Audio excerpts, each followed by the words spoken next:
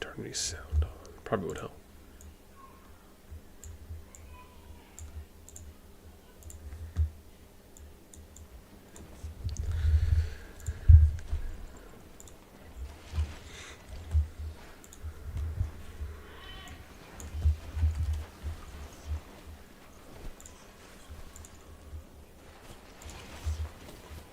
Hmm.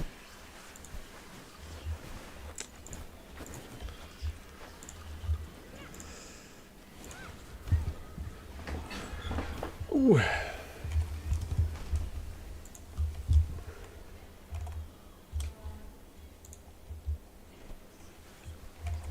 You know, only if I had a third monitor. I was just thinking about that. Would be pretty next level, I think.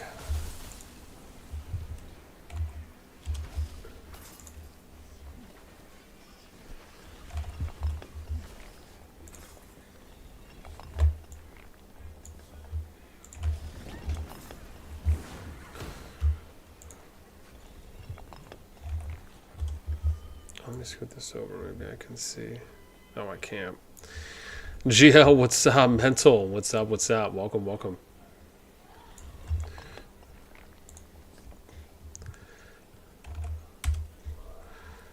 Yeah, man, it should be a fun little evening tonight. So we're gonna update people on what's happening in all the KVKs for S2 Plus and S2. We will talk a little. Oh, I should say maybe we'll watch some PvP and some fights too as well while we're doing that. Actually, I'll probably just give an outline run through once we get started. There's like 3 or 4 things I want to try and touch on tonight, outside of just watching some PvP.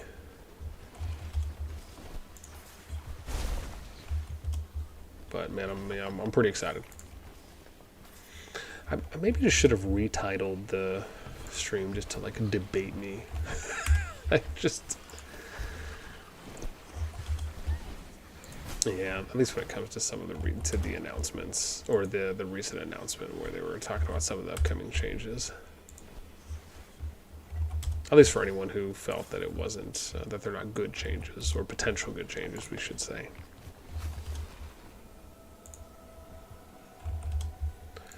Yeah, I actually have a screenshot we're going to talk about that I took. It was a comment on the video I put out talking about the recent upcoming game changes. I'm pretty hyped for it.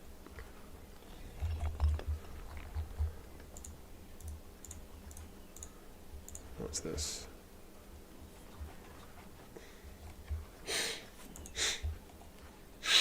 Oh,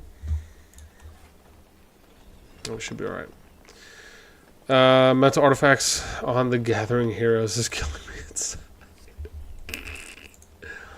I'm sure. I am sure to an extent they are. It's funny. It's pretty funny.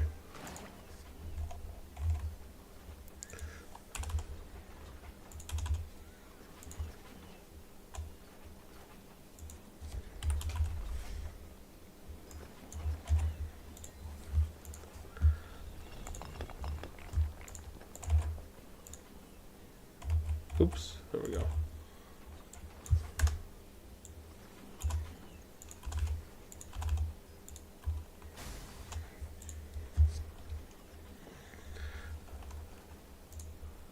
Nice. Just spreading the word. Per usual.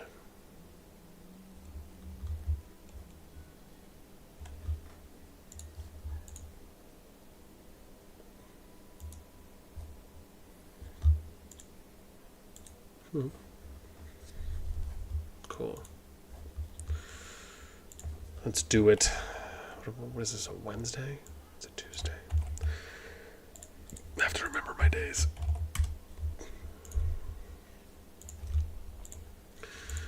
All right. How is FSS? How FS and TFS are doing? Still making a lot of headway. Jeez, man, they have... Oh, these are their builds. Oh, it's a build destroy. Okay. Oh, that's just PSCs. They got 16 minutes on that.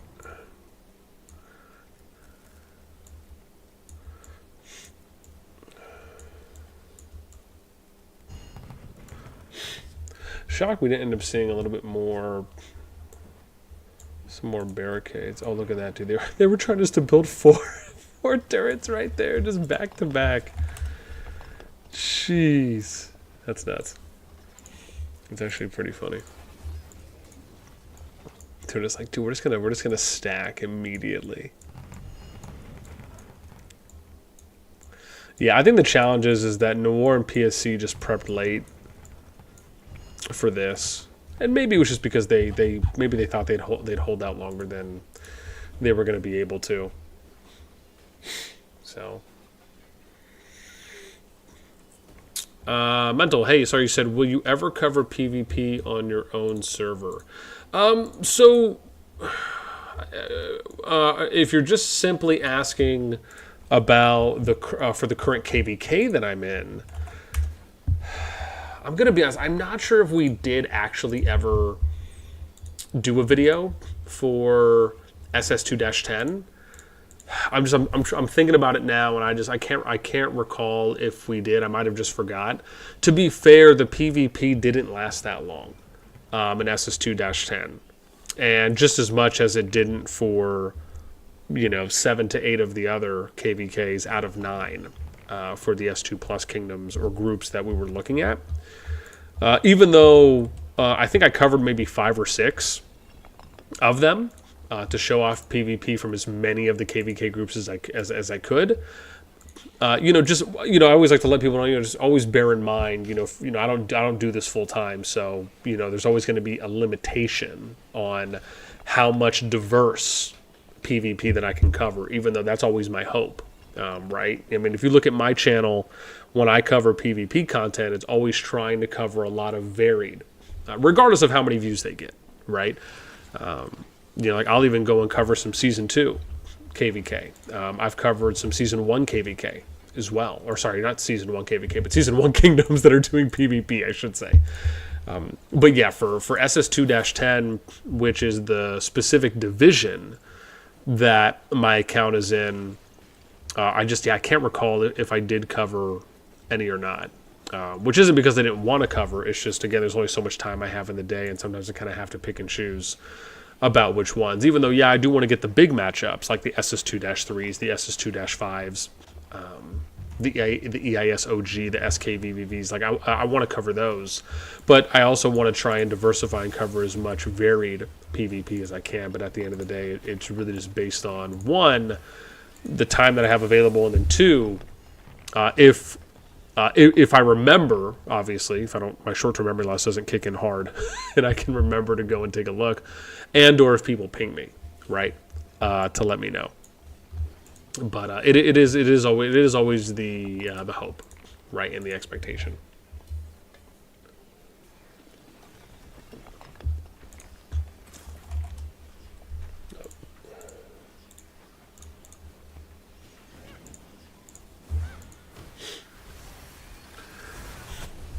But as far as for like the future season, as an example, will I try and cover some PvP on the upcoming KVK division? Of course, and I'll always try to. Thankfully, the kingdom that I'm in at the moment is 65. That's still where kind of my home base is. So it'll be interesting. It'll be interesting to see, because they're crowded too as well, right? So thankfully, they've held on to a good amount of the player base, of the core base, along with bringing in some new people at the end of Season 2. So given that they're a crowded kingdom, there's a good chance that they'll get good matchups, right? To where I can try and show some more of that off. So definitely my hope, for sure. Definitely the hope.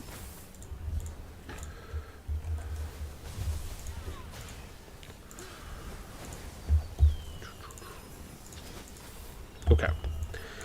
I'm almost done with some of our in-game Prometheus. Just basically just a fancy way to say promo. And then we'll be starting. So pretty much for today, what we're gonna end up doing is going over. We'll end up going over all the KVKs, and I'll be giving this kind of like a quick update on each of them, and then from there we will we'll talk about the recent game changes as well. Well, we should say the potential upcoming recent game changes that I'm pretty excited to chat about, and then I'm going to show off a screenshot that I took for a comment on a video to talk about, which kind of argues the other side of it. And then if we are able, and kind of while we're doing this, we'll watch some PvP here and there for where we can. So that's kind of the plan at the moment for what we have. And then obviously if there's any questions along the way, we'll definitely answer those. Shishoka, what's up? Shane, could you stop spamming every world chat? Makes you sound... Well, to be honest, I like to believe it's just about spreading good awareness. Bear in mind, to be technical, it's not really spamming if you're just posting one time. Spamming is technically what you would see those RSS sellers that are posting multiple times in a single chat feed, like your Tamaris or your world chat. Even to a slightly lesser extent, well, I don't even know if I'd say lesser extent, probably about the same, is if you go and you look at people that are spamming recruitment ads for alliances within those KVKs, or even if you're in Season 1s. Those are technically what I would consider to be real spamming. People who just make one post a day, I mean, that's probably less than an active player.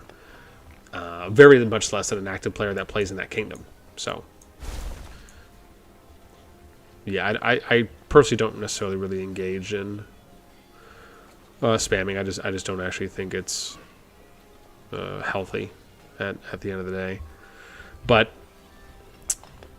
well, I should probably take that back, because I mean, technically, when you're in a new kingdom, I mean, I guess we have to be real at the end of the day too, as well, right? When you're in a brand new kingdom, even though it sucks that what players will resort to, and this basically happens in every new kingdom, is that they will truly spam recruitment ads. And I mean, it is a little rough, because you'd almost would like to believe that, hey, why can't there just be a separate chat?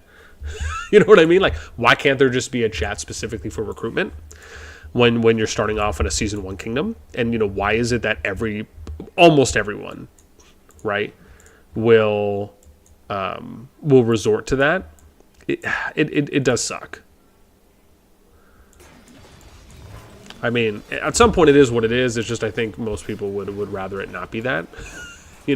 Like, if you could just read normal chat messages, and if there weren't people that just multiple spammed RSS selling. Like, man, there's a couple kingdoms that I've looked at, and some of you might know this. Like, and again, if you started out when you started out in your Season 1, you may have been someone that assisted in helping to spread the message, right? Where you're just kind of spamming, even if it's one person or it's multiple players posting the same thing, right? You're posting recruitment ads, whether it's text-based, if it's using that like new recruitment logo banner, or interface, or embed message is probably more accurate, right, for what people are posting.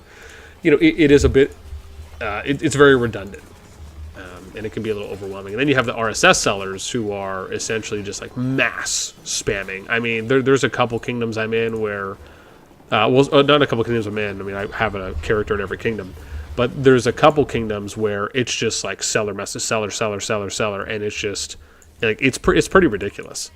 I mean, they probably post like 100 messages an hour, and it's just nonstop. Now, again, obviously you can block these people, but it's rough. I can only imagine. Like, that has to just be like Harry Potter and the Deathly Hallows, essentially. You know what I mean? Like, it's no bueno when you see that many messages that are coming down a feed. And it's not a chat, it's more of a bulletin board at that point, right? Is kind of what it becomes. So yeah, it's a bit unfortunate. Dun, dun, dun. Right?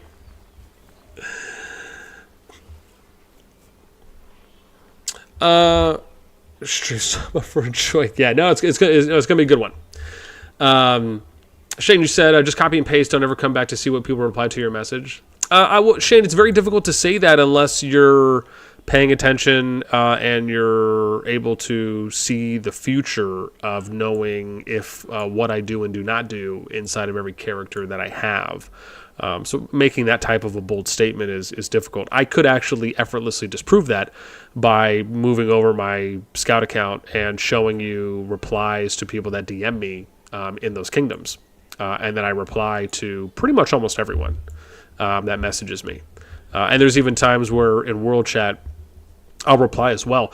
But what you have to understand is that, again, if you don't have a lot of accounts in a lot of other kingdoms, the one thing you may not be aware of is that there are posting limitations. So if you're talking just purely off trying to like maximize your a reach right within a given allotted amount of time, it doesn't make a lot of sense logistically to post or to reply to messages in World Chat, because it reduces the amount that you can post in other World Chats, right, in other kingdoms.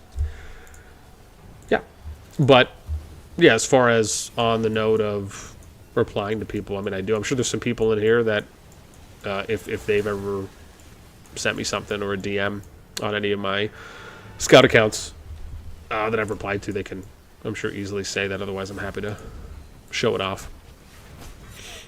I could probably show one off here in a sec, actually. Ooh, this is nice, though, man. What is this? SS2-4.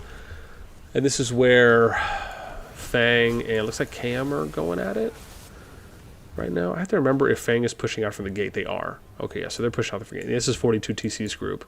Yeah, they're going pretty aggressive here in Doolin right now, so kind of nice. Kind of nice. Let me see here. I think I have one.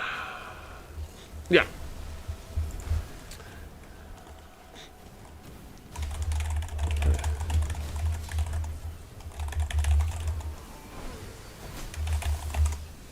Yeah.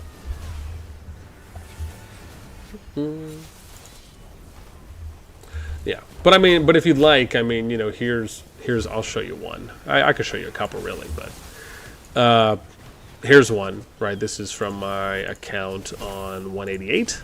And you can see I just posted my lovely little ad, but like someone just gave me some information here, said thanks, some other conversations, even me translating and replying to people in a different language.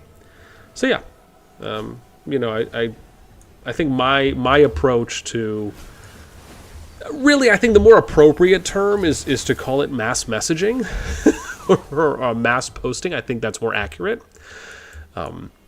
But yeah, I for me, it's a little bit different. I mean, I have a character in every single kingdom, and I personally enjoy messaging and conversating with people back and forth on my Scouts because it helps me to, I guess, ingratiate myself a bit or assimilate myself a little bit into that kingdom, in a little bit into the community, where it doesn't just necessarily come across as, oh hey, this guy's just coming in here and posting something and leaving. It's really more about taking time to reply to people when I can, and I always do that as much as I'm able to, and I've done that on stream too as well a couple times. So, but I mean, look, at the end of the day, I think really what it just boils down to is that if you don't like or I don't even know if I'd even say you don't like, but if it's just more of like, hey, this post isn't for me, and you just never want to see someone make a post like that again, then the easy thing is just to block them. I mean, that's what I do. Mainly I do it for the RSS sellers, because, I mean, let's be real, the RSS sellers, and I mean, like, those are just really bad. Or like people who are just spamming recruitment ads, like once every 3.5 minutes. Like, gosh, that's hard to look at, because it's pretty much all you're seeing at that point. Yeah, it's rough stuff. Okay, I think we're good. Where are we at? Let me see. Oh gosh, man, I haven't even been checking up on chat or sorry, I haven't even been checking out the stream. We're almost at 30 people. Awesome. Well, first and foremost, welcome. We'll be getting started here in a moment. We're just taking a look at some kingdoms right now, going through KVKs. I'm just, again, trying to have some action planned for you guys in the background. But again, as always, hope you guys enjoy. This is going to be a pretty fun one. So, outline that we have that I'm going to be going over here in a moment is we're going to, first and foremost, of course, remember our entry fee for you, kindly, as always, for the gentlemen and the potential ladies in the stream, is just hit us with a thumbs up, right? Give us a like. That's all we ask. And we always appreciate. Number two, I'm going to be giving a quick overview of all the KVKs. So I went through each of them, and I'm gonna go through each of these as well, potentially with my scouts, because I think some people have gotten back to me with some potential matchups. However, I'm gonna go through. I'll do kind of a quick run first, and what I'm gonna show off is we'll start with the S2 Plus kingdoms, then we'll go to the S2 kingdoms, and then we're going to talk about some of the kingdoms that are going to be starting their KVKs. So like the ones that are in Season 2 Vanilla that are ending, and they'll be going into S2 Plus. And then we're going to talk about the ones that are finishing out their home kingdom Season 1, and they're going into Season 2. Then once we finish that, we're going to touch on the recent game announcement, and I'm just going to share with you my thoughts. I'm also going to read a screenshot of a comment on the video I made, where it's someone kind of advocating for the opposite, someone that feels that, hey, we shouldn't have home kingdoms in the game, and that, you know, we shouldn't stray away from the authenticity or the originality that is separating COD from Rock and other kingdom builders. And then 3, if we get a chance to watch some wars, and I'll kind of, you know, look around if we can have some PvP or fighting in the background while we're going through these two things. And then if there's like a Q&A or people have questions, of course, as always, right, we'll kind of go through those in the chat. But yeah, I'm pretty excited. This is, I think, going to be a fun one for us today. And again, I'll break down the announcement pretty well, too, as well. So yeah, it should be good stuff. Let me see if, first off, before we start, I just want to see if I can get some more. Let's see if I can get some more action going on. There's not too much right there. Let's see. So it's mainly just those two. Let's go 5. Might be some going on over here. Let's take a look. Oh my gosh, 9 likes. One more to 10. We can do it. I believe in you guys.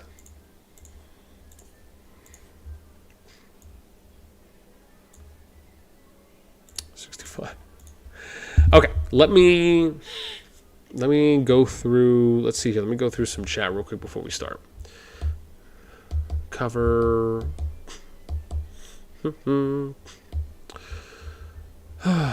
Let's see. I20 FPS, what's up? Hello from S79, welcome. Romulus, what's up, man? Welcome. Welcome. Jonathan Fletcher, what's up? What's going on? Shoshoka says, you said all could love watching your stream, so I'm up for enjoying time. I appreciate, man. Do you think the game will go into the Whale Alliance direction with the global migration? Oh gosh, good question.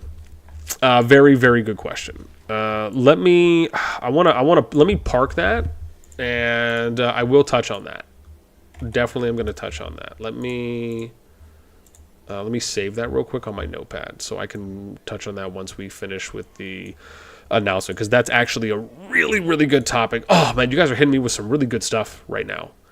Let me save this real quick, because that's something that I'm totally going to touch on. Okay, cool. I got it on my notepad, so we can talk about that. And then anything else that I don't get to, or if I miss, of course, let me know. All right, so we're going to be starting, and let me do this. Shocked I haven't hit my limit yet. Wow. Wild stuff, man. Okay. Johnson says, hope all is well. I get a double your commander pull away from gold chest. Nice! I know, right? Set up right. Romulus Streamers, you said, how does the home kingdom work? I'm going to write that down. Let me take a note for that one, too. Cool. I think we should be good. So I got those 2 questions down, because, again, I don't want to miss them. Hello, hey, Stixie, what's up, man? Welcome. Hello, boss. How you doing? Didn't talk in a while. Yeah, man. K-Dive, what's up? Welcome. Okay. So I'm going to run through, and I'm going to show these off to you as well, right? So I'm going to show you guys my sheet. You got to risk it to get the biscuit sheet, the one that I love referring to. I don't show it off too often, but I'm going to show it off now. And of course, I'll probably try to separate this video too as well and have it be its own standalone once I finish the stream. And of course, if there's any updates that I don't have on here yet, remember, this is essentially always being updated in real time. So, I usually go through this every couple days, and then I'll typically have people that will DM me on Discord, or they'll message me in game on some of my scouts. Then I'll go back and check if I don't see it in that moment, and then from there they will let me know. Right. Most of the time, it's usually just what the matchups are. And to be fair, it's not really as though I need it, because you can more or less figure out matchups after passes open, right? Because you just have to go and look at the kingdom, and you can identify, if you pay attention, you just kind of know where to look and where the lines are going and who's attacking who, right? I mean, it's pretty straightforward. But okay, so let me pop this bad boy up. I think this is where we're at. So. Oh, they said check again tomorrow. All right, we'll chill on that then. Okay, so we're going to start with S2 Plus. And again, all of these have been updated as of today. Sorry, Metal, you said, do you have adverts on your stream now? I think so. I think we should have adverts. At least I hope that there are. I mean, I think I have it enabled, but I don't know if anyone's told me if they've seen an ad or not. Again, I have it monetized, but someone would have to tell me if you guys have seen an ad before or not, because I don't know if I've necessarily asked anyone about that, if they've seen one or not. Oh, you said because you're getting blasted by them, huh? Interesting. You've seen one. Huh, let me see here. Dun, dun, dun, dun, dun. Yeah, I don't know. Hang on. Hang on one second. Let's see. Okay, cool. I just updated it, so yeah, maybe it'll be a little bit more mild. Yeah. I think I was testing out aggressive. There's like 3 options that they do if you do it like standard. So I think I had it on the aggressive one, so I just switched to balance. Hopefully that helps. Okay, so let's start off with the first thing, which is going over, we'll do the S2 Plus Kingdoms first, and then we'll kind of work our way there. So what do we have? Actually, you know what I'll do? Maybe I'll just do this where we show it off here, and I'll just kind of do this off to the side, maybe? Let's do that. So let's start with SS2-1. So here, and I guess I'll just kind of go through each, and then I can always just go back home for S2-10. But for SS2-1, right, this is 155 through 173. Their KVK, for the most part, is pretty much over. This has already pretty much been decided. It's UWU and BNR. Where the initial alliance is going into Zone 4. There's a few others that have made it in here. CM69 you can see, but for the most part there's no PvP. They're done. They're really just waiting right now for the next matchup to occur, which has not been provided. There's no end of season timeline that's been indicated yet for SS2-1, which makes sense because for those of you who may not remember, SS2-1 was the first KVK group to go into the new Season 2 Plus map. Let's go to SS-2. So for SS-2, there's just some light PvP. The season is pretty much over for the most part. This was the SK1 VVV EIS OG matchup, and now at the moment there's some light PvP around some of the level 5 passes. And SK1 is fighting on the, I think it was the Icebite Bridge River. That is, oh gosh, I need to remember where the Icebite Bridge River is, over here. Yeah. And so this was like a similar GG83 TA matchup here on this bridge choke point, but it's really just kind of light skirmishing. For the most part, it is over. OGAS fake, they're kind of holding on to Zone 4 at the moment, and I imagine it's just going to be really more of a waiting period at this time until end of season timeline arrives. Then we get to the basically like the mega KVK, which is SS2-3.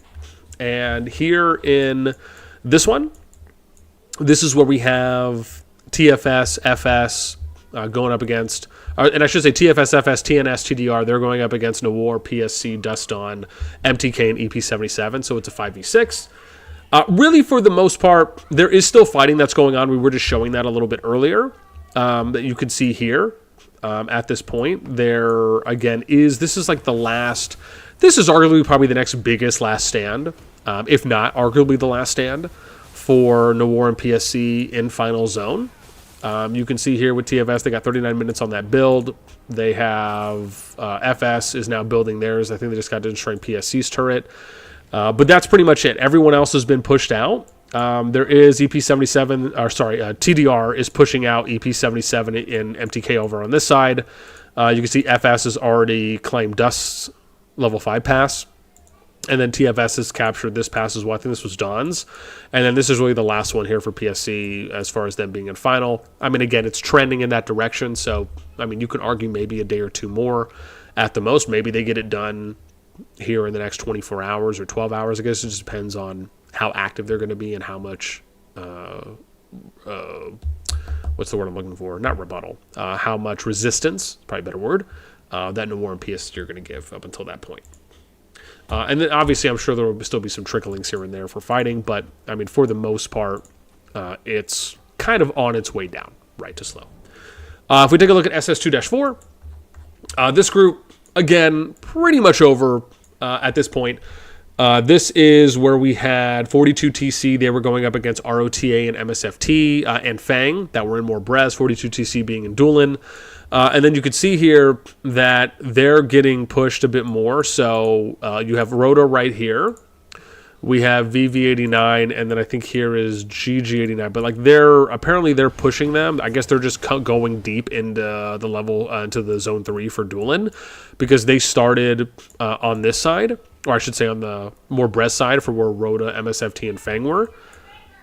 And so now you have them basically coming into the Doolin Zone 3, trying just to take as much territory as they can. You can see Fang's pushing KM.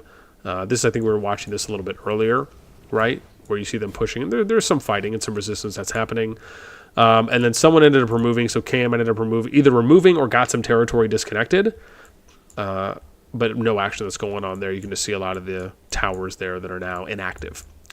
Then we end up moving over to SS2-5. Now, this is the TA, TM, GG group that we have, along with KPT, 066, and ORD. That's here. And then it was on the more Brez side. Excuse me, on the Doolin side, it is TA, TM, EXG, EXXL, Sky, UDF. More Brez was GG8313 and 066. And now you can see here that GG89 still has, and this is very similar, right, to what we were showing before, with how, where was that one that we were looking at with, no, it wasn't EASO GVV, maybe it was 42 TC, oh gosh, I'm totally forgetting the alliance now, but very similar that we were seeing, where we were talking about the Ice Bite River, and I'm sure I'll find my note here. Yeah, that was with SK1 fighting at the Ice Bite River that we mentioned. But that's the similar thing happening here with GG83. They're kind of holding off against TA right at this point. So there hasn't really been a lot of movement there on that bridge choke. Then we get over, however, they are pushing on this side where you can see EXG and TA, right? So they're pushing over here, building some flags westward where they're going to start applying on 066. And I think that's GG83 there in purple it is. And then action going on here in Zone 3 from the south, where they're, again, kind of at this like back and forth tug-of-war. There hasn't been an extreme lot of movement. There's been moments where TM and, oh gosh, who's the other one? UDF, thank you. Where they've been pushing up the ramp here at this Brez Plateau. And then there's been moments where GG83 and 13 have pushed down south. So it's kind of at a stalemate at this point. But again, it seems like they'll probably hold on to that. Will they be able to hold it till the end of the season? If they're getting pushed from the south and they end up getting sandwiched, we'll see. But for the most part, right, it's trending in the direction where the TA group has pretty much won over Final Zone, over the GG group and allies. Then we get over to SS2-6. And in SS2-6, this is where we have... Oops, is it going to take me in? Fantastic. This is where we have TPD, Dora, FTW2, RR, and they were going up against S50, ROE, NTS, ROA, and ROZ. And this was one of the fastest KVKs that we saw play out with how quickly the Union side for Doolin, which was the TPD, Dora, FTW, RR group, just really got pushed a lot faster than I think most people thought when it came to getting kind of ran out of town for Final Zone. And now it's more of them just kind of being on the defensive. So if I can not click on a mountain, you'll see ROE there, RR, TPD, and then Dora going on that side. But everyone's pretty much pushed back at that point, right? You can see some building over here on this side. If we scroll over, right, they're kind of flagging, and then at the same thing, turtling with turrets. And then if we go over here, right, same thing where they're just trying to build out a little bit more. But I mean, really, it's again a lot of pushing. And you can even see here on the ROE side where they're building down the ramp here, and what they have 45 minutes left on the turret, right? But they're already kind of within range of TPD, and I'm sure just trying to get close to this one to eventually disconnect from Hydra, and then I'm sure potentially take it as well. But this season is pretty much already over for SS2-6. Let's go to SS2-7. We'll take a look there.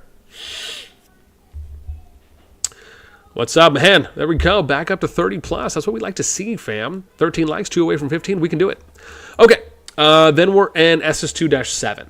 So SS2-7 is... this was the NKBXS RTG Owl group, right? So in Doolin, we had basically a 1v3 situation that was happening. For those of you that remember, NK was fighting here along this western side, going up to the level 5 pass. Oh, wait, hang on. I'm not far enough west here. Where's the spire? Here we go. So they were fighting, basically going up. Yeah. What? Yes, you can have a little bit. My little one's getting in trouble. Yeah, my middle child has been... I don't know if anyone has kids here, but we're like, they'll basically ask you both the same question, right? Like, they'll ask someone, hey, can I have ice cream? And if they don't get an immediate answer, or if it's no, they'll go ask the other parent. That's basically what just happened. She's been on this dive. Point is that NK at one point was kind of hanging out along this route, and they were blocking off this choke here at the spire.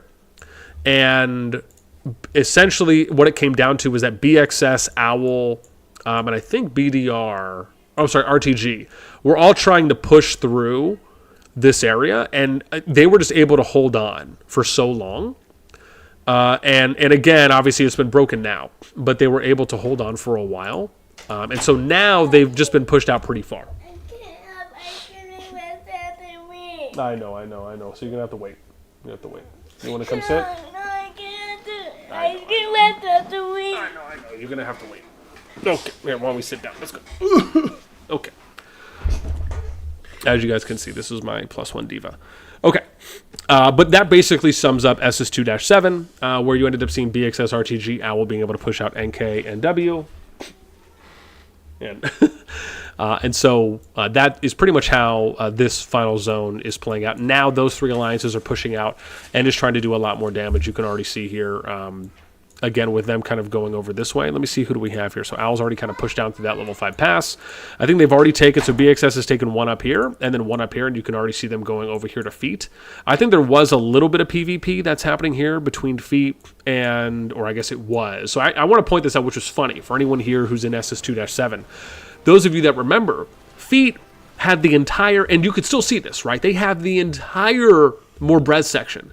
However, they were supposed to be allied with BXS, RTG, and Owl, the group that won Final Zone. And so I don't know if they've cut ties or what exactly happened, but Feet was fighting against Owl here a little bit earlier. And again, my initial thought comes, well, why didn't why didn't Feet ally, with NK in them, and maybe there could have been some assistance that was given. Now, I'm sure there's a whole story there, but this is just my devil's advocate side playing, is that, why wasn't there something there where that could have helped them get to the final zone, right? Because they weren't even, I don't even think they were able to capture a level 5 pass to get to the final zone, but my thought is like, well, hey, if maybe there was like an earlier opportunity to Union sooner, maybe there could have been some assistance there that would have allowed for them to go in and then assist NK and W a little bit more. And again, I'm sure there's a story there. I'm sure we'll hear some comments. But again, that was just a little thought that ran into the brain there. Okay, let's get to SS2-8. So SS2-8, this was, once again, very similar to the TPD Dora FTW RR group, which was SS2-6, where BDO, this was BDO and PTW in Morbrez here, going in from the west side of Final Zone. Then from the south in Doolin, this was TO and FSK. Once again, for those of you who remember when we were streaming these daily, these ended pretty quick, right? It was BDO and PTW who just came out in overwhelming force, and they had so much activity online at the time that they were able to basically push TO and FSK back to their level 5 passes, not allowing for them to build a lot. And then FSK and TO had had a very small resurgence window where they were able to then push out of the gate, build a little bit, FSK more than TO, but didn't make it to, I think FSK made it about as far as almost, I think, right around the level 4 Spire for where I saw, because they were coming in from this gate and came that way. So they came in here, capped the gate, they build over here. And from what I remember, they made it to about here. TO, I think, ended up capping this gate, and they made it, I think, to about here, from what I recall. I don't think it was beyond this choke point, though. And so it wasn't that much, right? It was very, but again, bear in mind the matchup difference is that BDO and PTW had about a 5.5 billion power differential on them as well, right? Okay, so then we go into SS2-9. Yeah, it was interesting stuff. Elisa, sorry guys, I know I need to catch up on chat too as well. I'm just gonna read this one. I love how Elisa says, I love how you just roll with the parenting and weave it into the streaming lol. Hooray for modern dads. Thank you. I mean, don't get me wrong, man. I absolutely love my girls. I got 3 girls, 8, 5, and 8, 5, and 1 going on 2. But yeah, I mean, at this point you got 3 kids. You got to kind of figure it out, and I would imagine develop a system that works well, not ignoring, showing that you're still paying attention and love them as best you can. And this isn't like a Calhoun and Felix from Wreck-It Ralph type of like, this is the secret to parenting with 14 motocross kids from Candy Crush, not Candy Crush. What's the Sugar Rush. Sorry, I had to think of the game. I had to think of the girl go-kart racing game in Wreck-It Ralph. Anyways, we're diverting. Let's focus. So now we're in SS2-9, and I know, thank you. And so here we ended up having FGHT and MILF and DILF. However, bear in mind, for those of you that remember as well, these 3 alliances were allied. So there really wasn't anything happening here, and there's still not really anything happening here, with the exception of something going on here now. And maybe it's merit trading? Oh no, it's Laws and MILF? Okay. Maybe they're just fighting for the heck of it? Or, oh no, I'm sorry. That was happening in Zone 3. I forgot. It was in Morbrez. It was MILF DILF going up against Laws, PGR, POTC, and ANGE. So it looks like they're just kind of, I guess, hunting out the remnants of that group. But yeah, this season's pretty much over. SS2-10. Let's keep it on truck. Oh, hang on. Daddy. I'm in SS2-10. Daddy, So, yes. I'm about to get out at work. Am I... Well, sweetie, I'm not really working. I'm kind of working. Are you about to get out at work? Am I about to get out? Maybe in a little bit. Like, Huh? like this many? Like that many minutes? Yeah, maybe just add a 0. No, this. Okay, yeah, plus 0. No, 1, 2, 3. 1, 2, 3. Okay, plus 0. How about 30? No. Okay, how about we go 3 for now, then we'll see what happens. No. Okay? No. Okay, I love you. Alrighty. This is SS2-10. And I don't think LNV is gonna bother too much, but I am gonna move off of the Alliance chat because otherwise Flix is gonna get mad at me again. So moving here, this season was pretty quick as well. There was some resistance that ended up happening in SS2-10. This is where the matchup was LNV, GD, FSKG. They came in from the Doolin side, which was down over here south. And they were going up against NXS, RXS, A squiggly C or AC. And this was about a 1 billion power differential that was in favor of the LNV, GD, and FSKG side. Now, even though NXS, RX, or I should say RXS, and I think it was AC that made it in, because I don't know, I can't remember if RXS made it in as well. I know at least those first two did.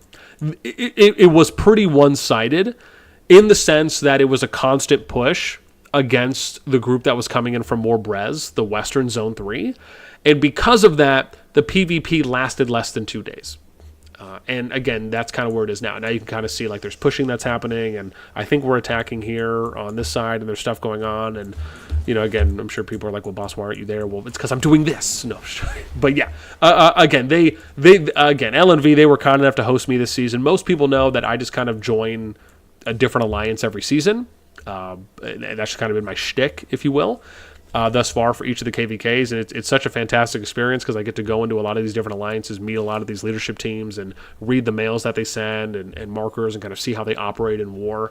It's really great for broadening your horizon if you want to learn more about the game and how different alliances manage themselves. So it's always a pleasure for me, and the people that allow for me to come in, and I always tell people up front too as well. Like even though I don't fight that much, and I always try to support as best I can with building and destroying, etc. They can kick me anytime they want. So everyone knows that essentially I'm dead weight, and I'm really just more there as like a cheerleader, and I'm pretty upfront about that. So let me move over to SS2. Again, you gotta be real with you. You have to know yourself, for kind of where you are at the moment. Let's go to SS2-11. Yeah, I don't know if you guys have ever had like these little Cayman Jack margarita things. My lady bought them. Never had one before. They're okay. Not a big drinker. But she's not going to drink them, and they need to get deliquified is the word I'm going to use today. SS2-11. Moving on. We have here, the battle here was going to be, now bear in mind, their Zone 4 opened 5 days ago. This is Noah Bav versus SVTP HP, and for the most part, it's pretty much over. Right, you have Noah here coming in from that side, and then Bab, I think, was... they didn't end up capping. Or maybe they did, no, because somebody would have re-owned it. So they might have been Union, and maybe it was like a swap or something that occurred because I think I covered a fight that happened here once. But then obviously you have them already getting pushed back to the gate.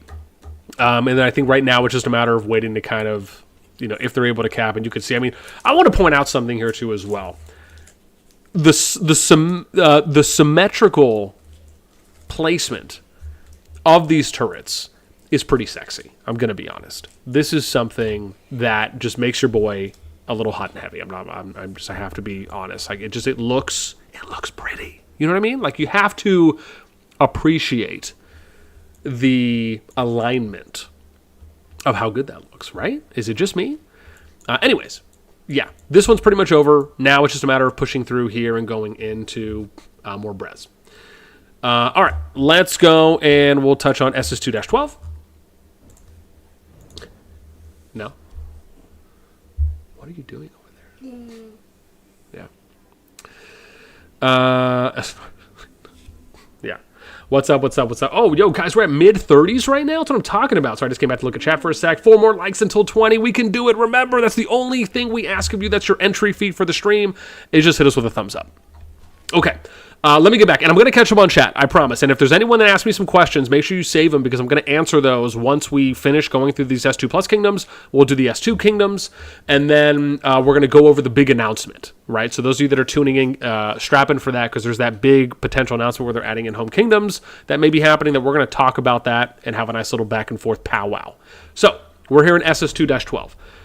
Zone 3 opened on the 10th of January, so that was 6 days ago. I only have one hand free. 5 plus 1. 6 days ago. Zone 4 opens in 3 more Augerstone chapters. At the moment, in SS2-12, we'll start with more Brez. This is where we have SVG, ROGR, ROG, SVG, and ROG is where Daka plays. For those of you that might be familiar with Daka or not, right? At one point, he broke the billion units killed threshold. At least it's supposed that he did. I should always say that because I don't have that on like 100% accuracy or a guarantee. But the supposed speculation is that he was the first person, if not, we'll say one of the first people to break the 1 billion units killed threshold. Whoa. Hang on. There we go. Let's relog in. Sorry, I think my little one here. Oh, here, wait, you want to watch? Uh-oh, what just happened? I want to do it. Hang on. I gotta move this back over. I think she logged in on my other one. There you go. Just do that. Yeah.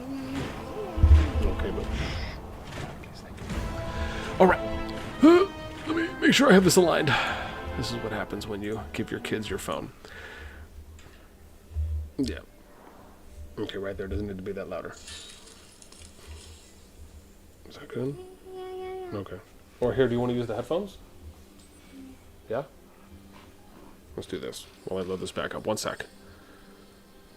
Okay, here, put these on. Go ahead, you can put those on. And that way you don't have to listen to it that low. Okay.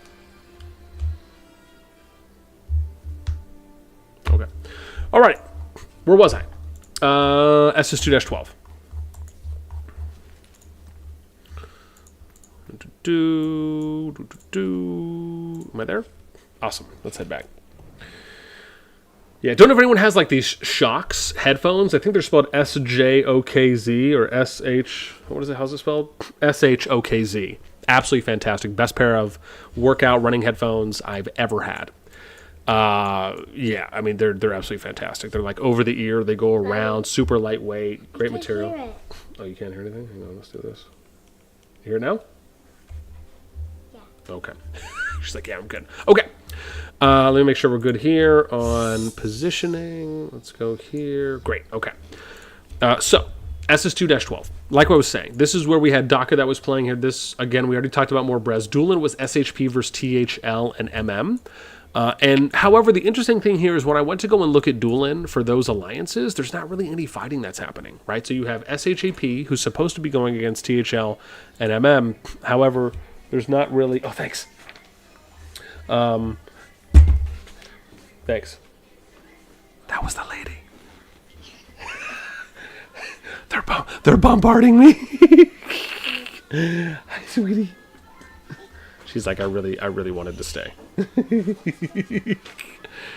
Well, that's how it is. If they get an in, they're just here forever. Let's do this. Scoot that there. Okie dokie. So, but like I was saying, the interesting part is that they're not really doing any attacking at the moment. So, like I said, it was SHP, THL, and MM, and they're supposed to be here. So it was SHP, and remember, they're going against THL and MM. So it's MM there, and then I think THL's here. But if you go and you look, they're not hitting anyone, right, at this convergent point. So that was the matchup that I heard. Again, maybe it just wasn't right and it was wrong. And then we have more Brez, right, which we said was basically the IL ROG group. And I think there's a convergent point. Let's see here where I have it. So it's EXR, IL. I have to remember where this point is here. Oh, hang on. I think it's up here. Let's see. Dun, dun, dun, dun, dun. Oh, yeah. So it's right here on the ramp. So it's like you zoom in, it's like boom, and it hits you in the face with just awesomeness. And so this is it. I mean, this is just ridiculous. I mean, respectfully, it's a little ridiculous with the amount of turrets, right? That's going on. It just goes on for days. But this is where the fighting's happening. So it's IL. It's IL squiggly IL. It's -EX. And then here it's SVG, ROG, ROGR. Right? And there's probably some other alliances too. But like this is the big shabooyaboo that's happening here in SS2-12. Given that Zone 4 opens in 3 chapters, you're probably talking about 6 days, give or take, 6-7 days.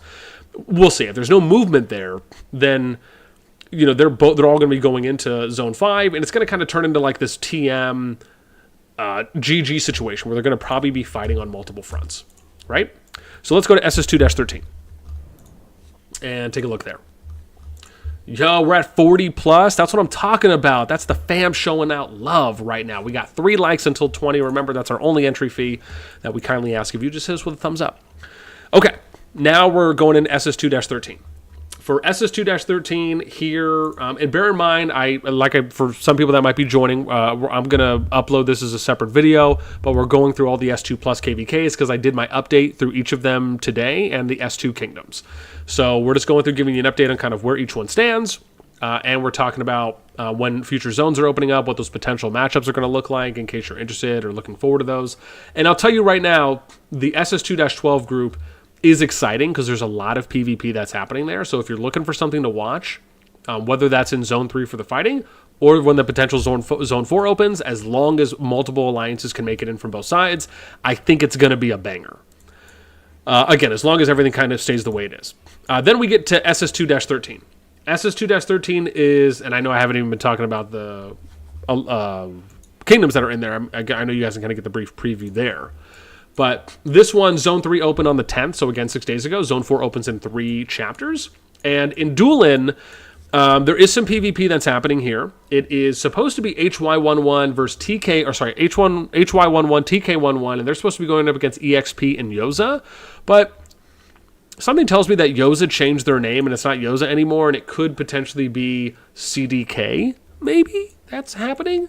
But now what I'm realizing is that there really isn't a lot of PvP that's happening here, and so I don't know if HY and TK11 ended up allying with EXP and CDK, and now they're basically attacking Beck.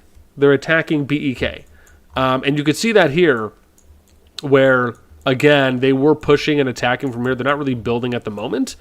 And then, let me see here where the choke is. And they're not really building past this point either, but there was some PvP that was happening here on back, and you can see, like, again, there's some building here that's happened you can see on the defensive side.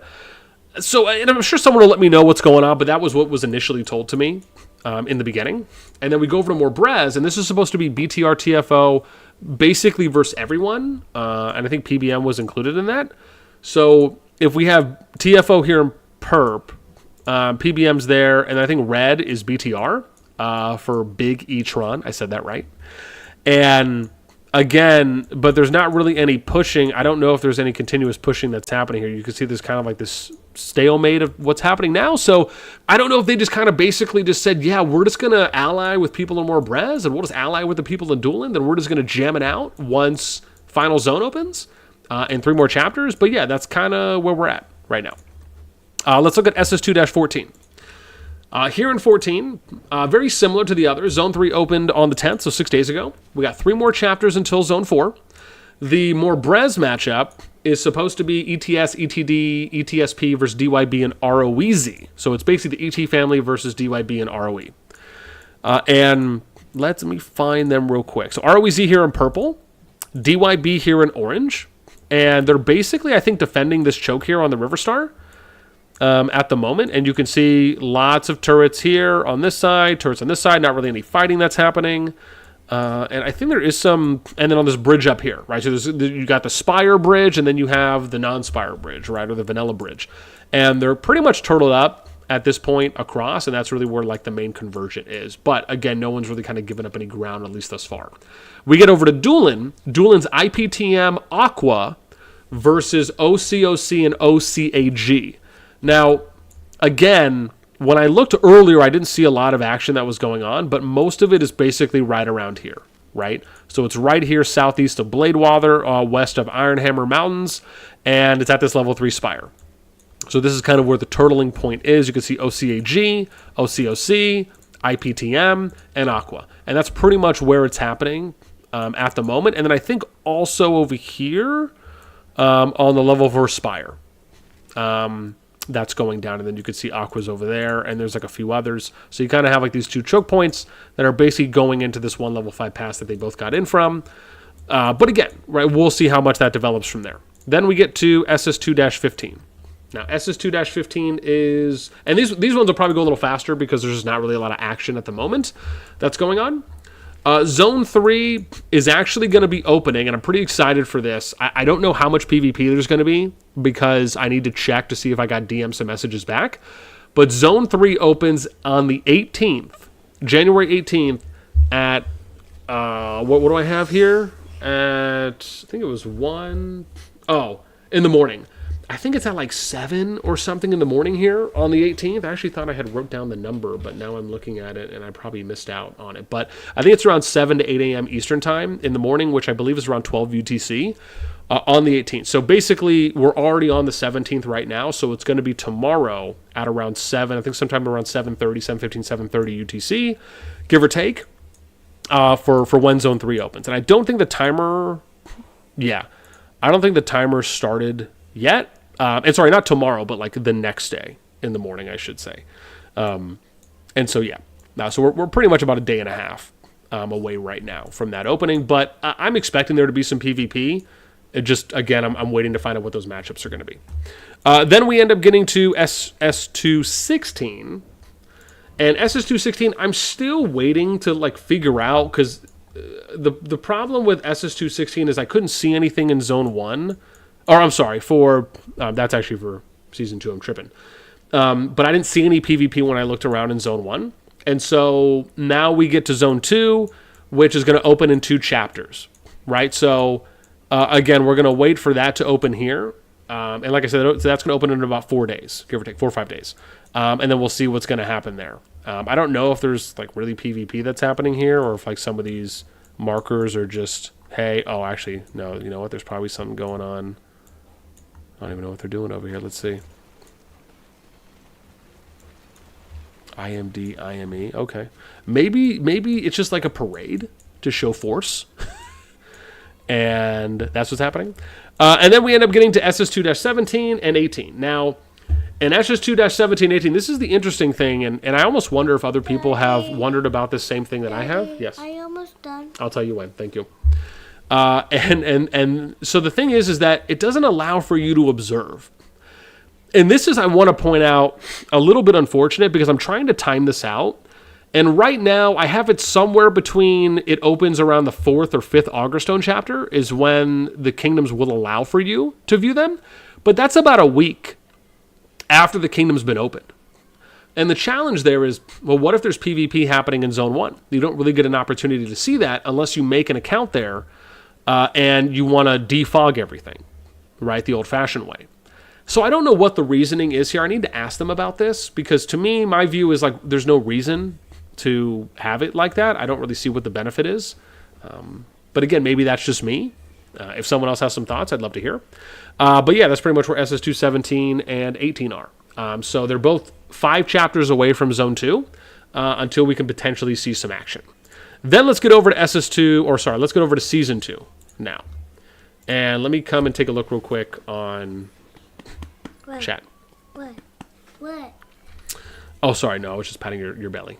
Hey. Because I like to pat your belly. Nice, 21 likes. Doing pretty good. I'm just going to see here. Oh, here we go, my KVK. What's going on, guys? Remudu Senpai, what's up? Deathmoth, what's up? Welcome. Stav, what's up? Welcome. Rambo Mooks, what's up? Julio, what's up? Welcome. Godorozo, what's up? Let's go. Welcome. Jonathan, what's up? Welcome. Okay. Let's go to Season 2 real quick, and then we'll jam out the rest. And I'll try and go through this a little faster, too, as well, if we can. So let's start with S2. Where am I at? 61 right now? So maybe we'll just look at these if there's not really a lot. So for these ones, there's a few of these I'm not really going to go into, and that's just because the season's pretty much already over. However, what I do want to point out is the interesting thing here about S261 is their new season starts on the 18th. So in about a day and a half, or a day you could argue, their new season is going to start bringing another group into S2+. Then we get to 62, and really all the way up until 67, the PvP is pretty much already done at that point, along with eventually 62 and others that are going to be starting their new seasons as well coming in. I'll have to double check on some of the later ones beyond 62 up until 67, but at least at the moment, those PvPs are pretty much over at this point. Then we end up getting to S268. Now we'll start from here. This is 241 through 244. Their Zone 4 opened on the 10th. And again, this was supposed to be IFAP, JP versus the NK family, which I think was NK0, NK9, and NK7. NK has pretty much taken this at this point. I think IFAP is over here in purple, but there's not really anything happening here. You can see that they're getting pushed at the moment with NK building their tower, and then they'll eventually go for the destruction kind of one by one. Can Isabella come in? No, we know. But thank you. No, I know, thank you. Where she Okay. said. Do you want to go out there with him? She's like, I just want to stay here. And then we end up getting to, I guess we'll get to S269, which is right here. Like I said, this one's going to go a lot faster. Their Zone 4 opens on the 17th. So, oh, I'm sorry. You know, this was the one, actually, that was opening on the one that I was saying before. So maybe I ended up getting them mixed up, or maybe this is just the same one, or a similar time. But Zone 4 for this group, 245 through 248, their Zone 4 for Final Zone is going to open at 7:25 UTC or 2:25 a.m. Oh, yeah, this is a different one, actually, yeah. And you can see the countdown here, right? 6 hours and 17 minutes is Final Zone that's going to be opening up here. Now, I don't know what the matchups are on this one yet. I did ask. I haven't heard back yet, along with I just haven't checked again in the past couple hours to find out if someone did message me back. But if you're looking for some potential PvP to go and watch that could be happening, this is one to look out for. Then we get over to S270. Now, S270, Zone 4 for them for Final Zone is 3 chapters away. Zone 3 opened on the 11th, so 5 days ago. And the matchup here is OPZ versus EE in Cameled for Zone 3. And you have to remember, this is the Season 2 map, right? So it's going to look a little bit different than the 2+ map. And where's Cameled? So Cameled right here, right? You can see that there is some fighting, I think, that they have going on. We'll see where it's happening. If there's, let's see how far I have to come up here. Yeah. So as you can see here, OPZ, or at least it looked like there was. Yeah. And then going against EE, right? So they're kind of pushing pretty heavy right now with a decent force coming here in Cameled. And then you have the other fight, which is in Ravona. That's Meat versus EE over here. And I have to remember the colors, too, as well. So Meat's there, and I think EE green, maybe? Yeah. So here at the bridge. But there's not really any fighting that's happening now. They were fighting a little bit earlier when I watched.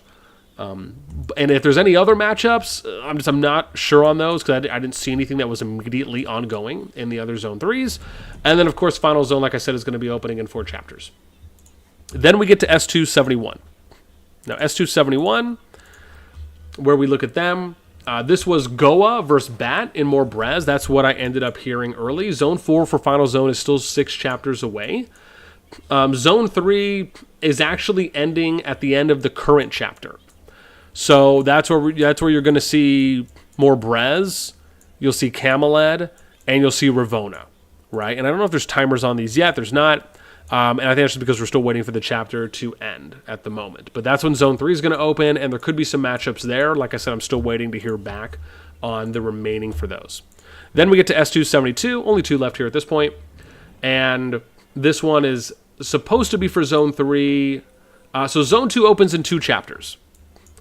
But however, most people know in the Season 2 map, Zone 2 isn't really going to see any fighting. Zone 3 and Zone 4 is where you're going to see fighting, because Zone 2 is more of a succession zone or an advancement zone, right? Where you're basically going into it with the people that you started, right, with your Zone 1. And because most of the alliances going into Zone 1s are going to go in there usually with the least amount of resistance for the majority, it's a pretty kind of easy breezy set into your Zone 2. And then Zone 3 is really where you're going to see that. But Zone 3 is still 4 chapters away. Then we get over to, I think, the last one, which is S273. And Zone 3 is 7 chapters away.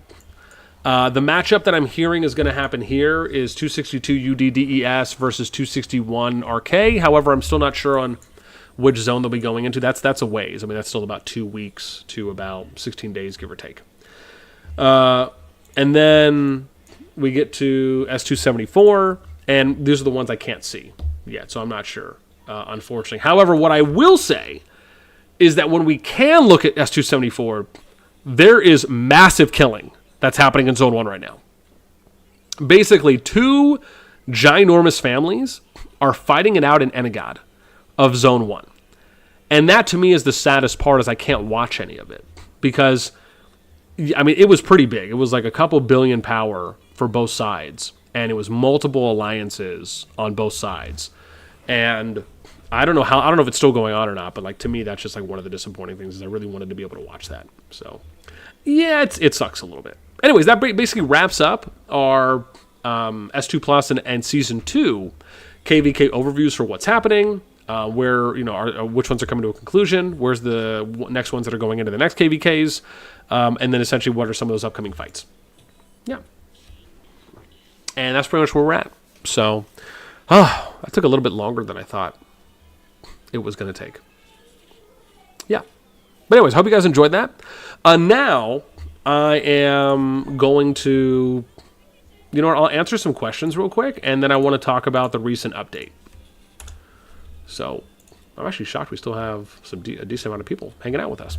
Let me go through chat real quick, and then I'm going to answer some questions. At least the one question. If there's any others that I missed out on, just let me know. The Bear, what's up? I'm Dangerous, the Bear Champions. What's up? Welcome. Deathmoth, what's up? Welcome. Owl BXS Purified Dragon today in 07. Oh, nice. That makes them, what, the 4th or 5th to do Dragon? Will TFS be able to get all TFS and FF players in the same home kingdom? We'll see. I think they were full last time we checked, so I don't know how that's going to work. Rambo's such a sweetie. Sigma. Hola, what's up, man? Hola, amigo. Mental says, teach the kids how to play. You will have the ultimate advantage over your enemies. There you go. I'll start my own kingdom just full of offspring, playing their own accounts. Don't teach the kids how to play. Instead, teach them how to run multiple farm accounts in your home kingdom and just use them in lieu of bots. Yeah, sure. I'll just put them to work, like in the sweatshops. Yeah, that's what we'll go with. Lisa says, I'm 39. I play COD with my 59-year-old mother. No joke. It's been great for our relationship. Oh, that is dope. Lisa, that's great. So I'll say, as most people know, my lady is pretty much, I don't want to say like anti-gaming, but she's, very, very much like, oh, hey, until you're kind of, making good money doing this, she kind of just views it as like, oh, it's just, video juegos at the end of the day, where it's, not necessarily gonna do a lot for you. But it's funny because I catch her, I've been catching her more often. I think she's playing she's playing that farm game. I don't think it's called Farmville, but it's some kind of farm game where you're basically like nurturing a farm. Really is it's like cow something. I can't remember what it is, but it is funny because I've been catching her doing it more often. Let's see, Ravina. Oh, there's Ravina. Nice. My server's gonna jump my alliance in TC Zone 5. I can't wait. Oh gosh, Tast and TC versus the world. Yeah, can't win because like 4 billion power difference. Yeah, Bab hasn't got a behemoth.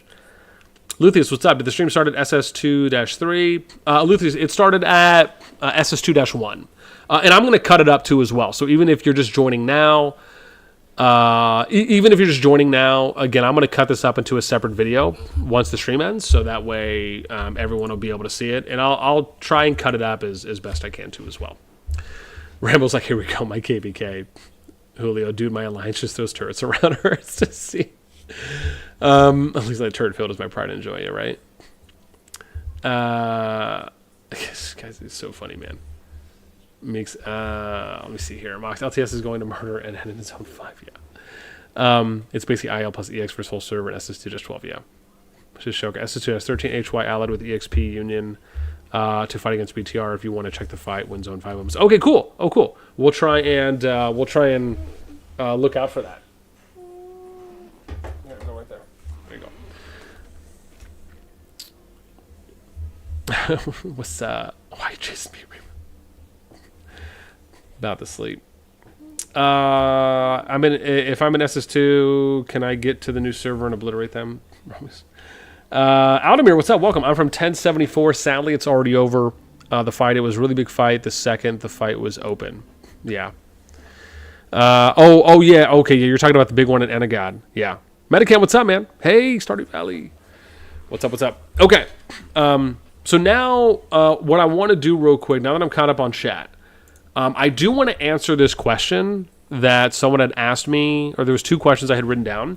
But what I want to do real quick is I want to talk about the recent announcement that came out from Asia that posted this.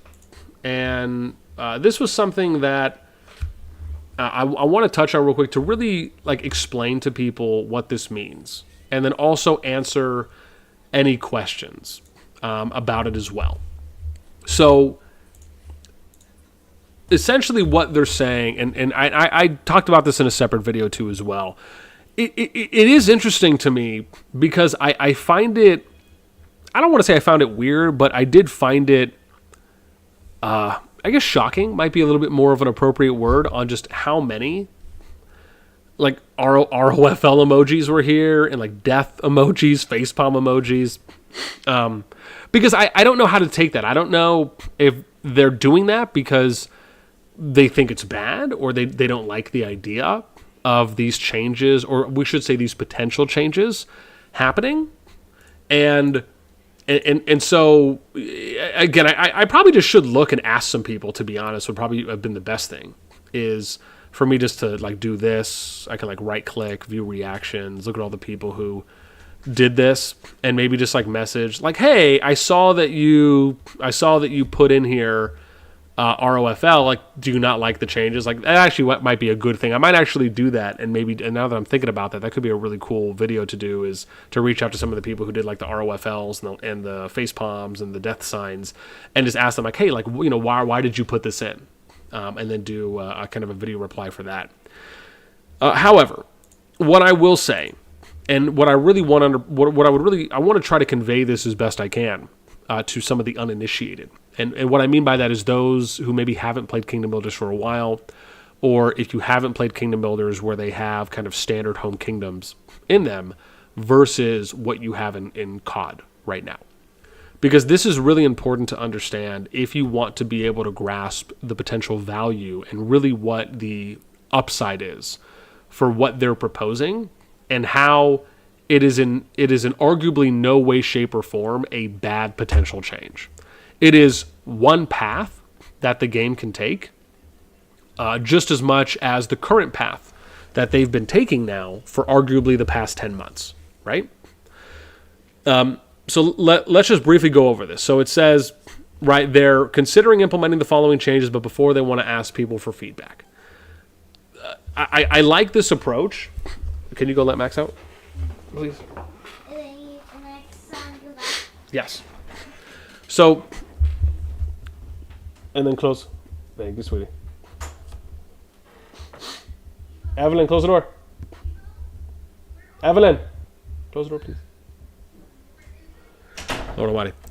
So to go over this, right, for the first part, is where they ask about saying, hey, well, we're gonna try to implement some of these changes, or aim to look at implementing some of these changes, but before we're going to ask for feedback. And what I talked about in the video I made was I liked this initial sentence or sentences here because it came off differently compared to when they asked for feedback after patch notes have already been released, where when you're releasing patch notes, it's kind of already a given at that point that those features are going to be included in the game. And the only way that they may not is if you get maybe some type of like extreme, overwhelming support, right? Where maybe you're getting thousands of replies or reactions to something that are going to make it so, you know, maybe it's like an extreme turnaround, right? Where they'll have to consider something. However, I just liked the way that they kind of introed into this cover. Thank you. And so now they talk about, okay, when in the aftermath of season reset, and it's interesting that they say in the aftermath of season reset. I think this is really important to kind of break down, because I don't actually think this was a line that I touched on in the video. But the wording here is very important to understand because they specifically say in the aftermath. This is something that you could almost dissect and take away, that they probably have seen what some of the downsides have been of how they particularly have implemented season resets. Now, I, for one, am in favor of season resets. I want to be very clear there. But this comes with an asterisk. The asterisk is that I don't believe everything needs to be reset. And I also don't believe that everything requires a hard reset. I think some things can have a hard reset, and some things can have soft resets, and then some things don't need resets at all. And I think this is kind of a nice middle ground that we can find ourselves in when it comes to still retaining and keeping the core aspect of what the features are and what the game is intact. Where you're not just and I don't feel that they need to immediately or at any point in time like completely demolish the reset system. I think there is some good value there. With that being said, then we get to this part, which is that the absence of retained initial servers or home kingdoms has made it challenging for lords to create a stable social space and find like-minded allies. This is, for the most part, what they're really getting at is those that are outside of your alliance. So when you go into a home kingdom, or when you go into Season 1, which arguably is your home kingdom, for the most part, you're not really playing the game with kind of a kingdom-wide approach. And bear in mind, this is like a standard way of thinking. I'm going to get into a little bit of like player psychology here for those of you that enjoy this kind of stuff. As an average player, when you're playing kingdom builders, whether it's Rise of Kingdoms, Infinity Kingdoms, State of Survivor, Lords Mobile, Call of Dragons, etc., the thing to understand is that when you're playing, when you initially get into the game, your immediate thought isn't, or any of your immediate thoughts are not, man, how can I benefit and how can I contribute to the kingdom as a whole? Like, that's just not something that really happens. The likelihood of you getting to that point is if you're involved more so in management, right? If you're an R5, maybe even some of the R4s, and you communicate with other alliances in the kingdom, and then you potentially maybe elevate or level up to that point. But as an average player, that's not how you're coming into these games thinking. You're coming into kingdom builders with the approach of, okay, player first, and then let me just try and join an alliance / let me just try and join an active alliance / the highest powered active alliance that I can get into. Those are usually the majority of the two initial thoughts that come in for the average player. And because of that, this really hammers home at the social space when they talk about stable. Because if you remember, alliances were constantly being reset.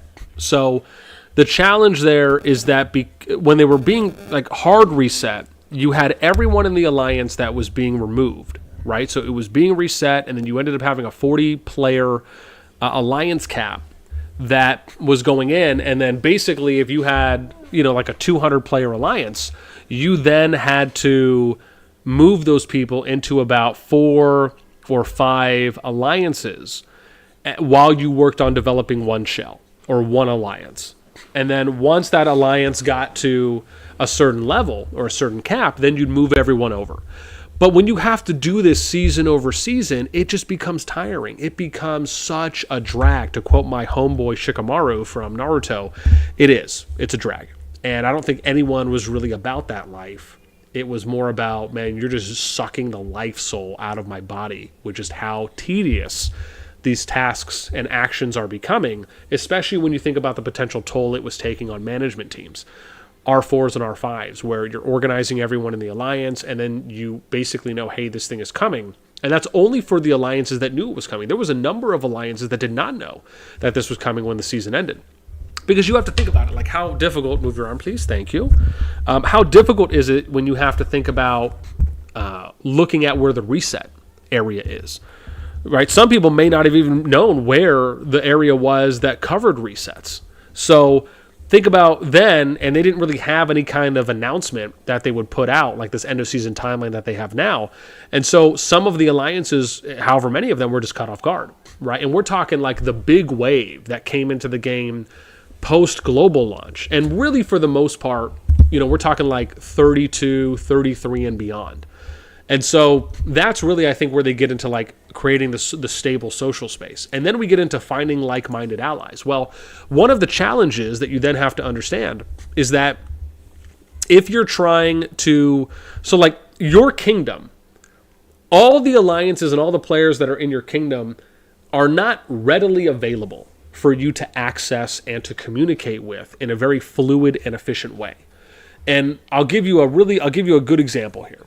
If I go back to my kingdom, and let's just say I zoom out, or maybe not all that way, but like let's zoom out here. If I go to the leaderboards, right, you can see my home kingdom, which is here. Now it doesn't say home kingdom, it just says server, right? But this indicates my starting server is 65, or the not starting server, but the kingdom that I'm currently in.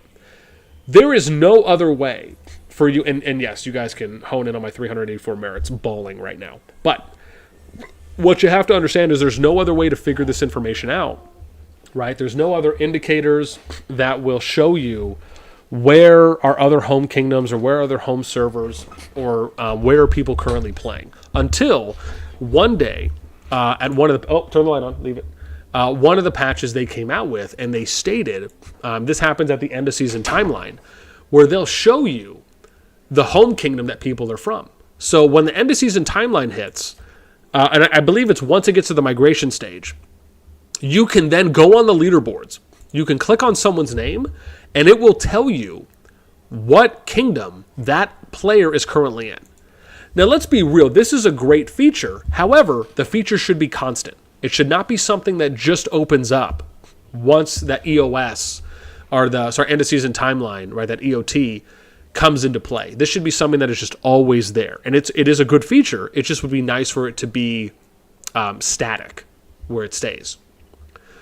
And so you get to this point where because of that, and you're in a home kingdom, you have no way of being able to really identify all the players and all of the alliances that are in your kingdom along with that are active, because you don't have any way of being able to see where these people are on the map. You don't have any way of assessing who's still active, even if it's based on leaderboards. You don't have any way of contacting these people unless you coordinate with them before your season 1 kingdom ends.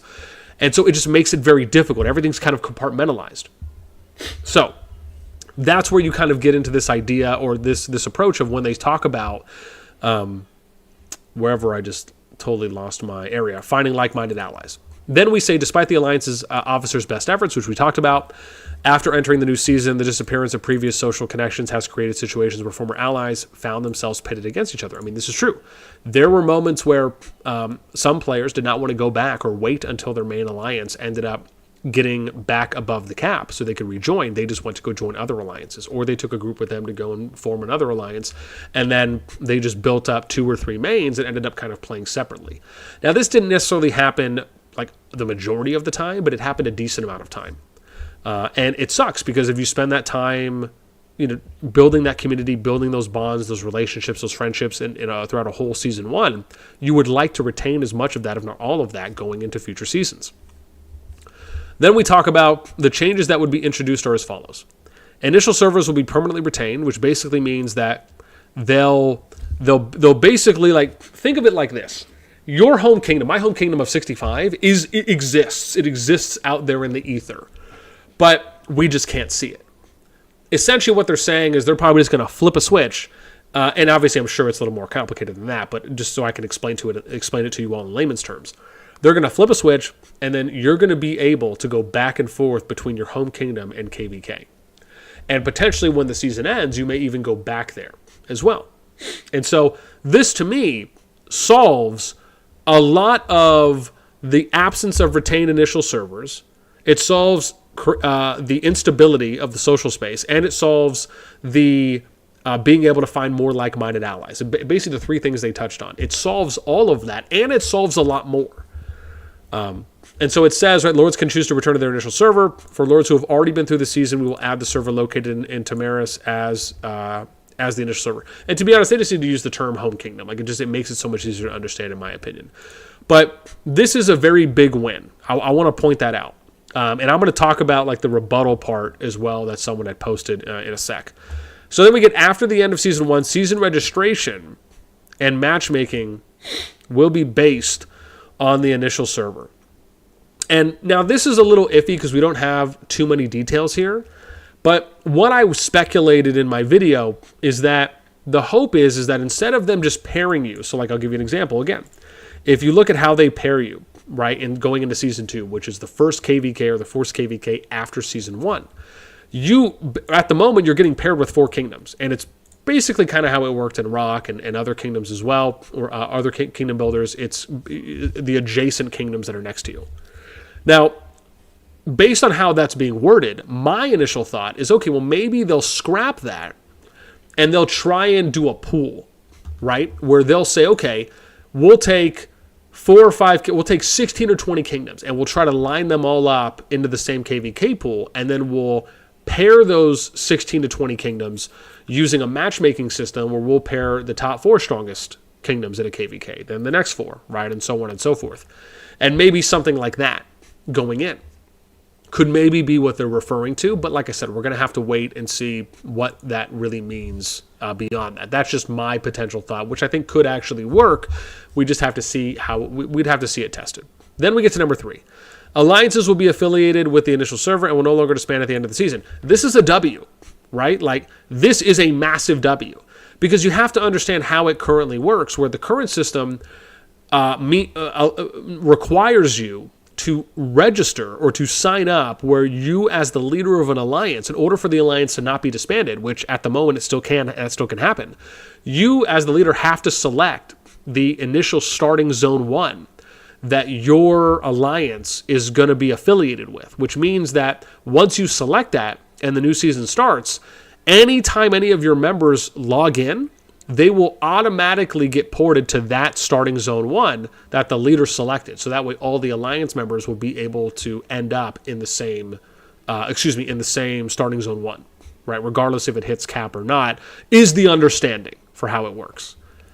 Which is a big win, because now, if you think about this change, now it's basically saying we're going to eliminate that, and you're not the selection of the region, but they're going to eliminate not ever disbanding the alliances again, which again is a big win. Then we get to number 4, which is cross-server migration feature will be added, allowing you to choose an initial server that better suits you. This, I think, is big, and the potential for this can be great when you talk about cross-server migration. Because if you remember before, in the dev Q&A, they were talking about cross-season migration, where you could migrate to any kingdom you wanted to, even if it's outside of your KVK division, as long as it's kingdoms that are in the same season. So I'll give you an example. If you're looking at Season 2, so like the end of Season 2, let's say you had all of these KVK divisions that were still active at the end of Season 2. Once you get to the migration stage, you could migrate to any of these kingdoms, and I'm just giving you a very easy example to understand. You could migrate to any kingdoms here in Season 2. With the change, and again, this isn't how it is currently. How it is currently is you could only migrate to kingdoms that are within your KVK. But the dev Q&A talked about them doing a cross-season migration. Now, it's being talked about doing a cross-server migration. How I take that is that potentially means to me, because of the words that they've used already, yo, Bundle B, what's up, baby? How I take that is now they're going to allow for you to migrate to any kingdom, potentially from Season 2 and beyond, right? Because that's when migration starts, is in Season 2. Will it play out that way? We'll see. And do I like the idea of them doing that? I do, but it has to come with some stipulations. It cannot just be you're going to migrate wherever you want. My view on it, and like I said in my announcement video, there needs to be some type of oversight. You cannot just allow anyone to go anywhere. As a kingdom, you should not want any player, anyone, to just be able to join anywhere they want. You need to have some type of yes, no, accept, deny system that is enabled. You don't want something to happen like what happened to a very unfortunate where's my tissues?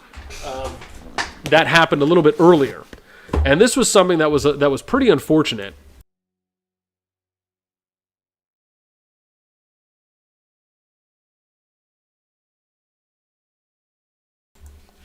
Okay, whew, had to blow some nostrils.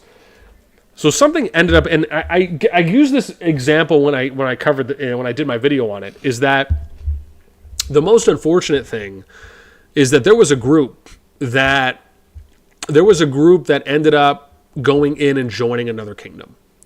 And they joined that kingdom because they wanted to get matched up against them, and they basically took a lot of their migration spots. They get matched up against them, or they get matched with them, but then they fight against them. So you have to think about it. Like, you have an alliance that migrates into a kingdom. They take up a bunch of those migration spots, and they're doing it because they want to fight against the alliance that's in that kingdom, right? So they're kind of screwing you over, like, really hardcore. And so that's my point, is that was probably the most egregious thing that's happened so far. But it really goes to show you, and even if that didn't happen, you could have rogue players, you could have bad actors. There's so many things that can happen. You could have alliances that just join because the server's open, but they still don't end up working with you.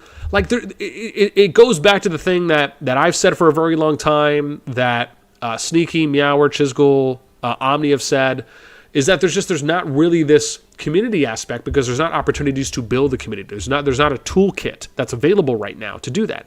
And adding in home kingdoms is one of the best toolkits, probably the best toolkit that you can add in when you're trying to do that. It also allows for player drop-off to happen a lot less when you have a home kingdom versus not.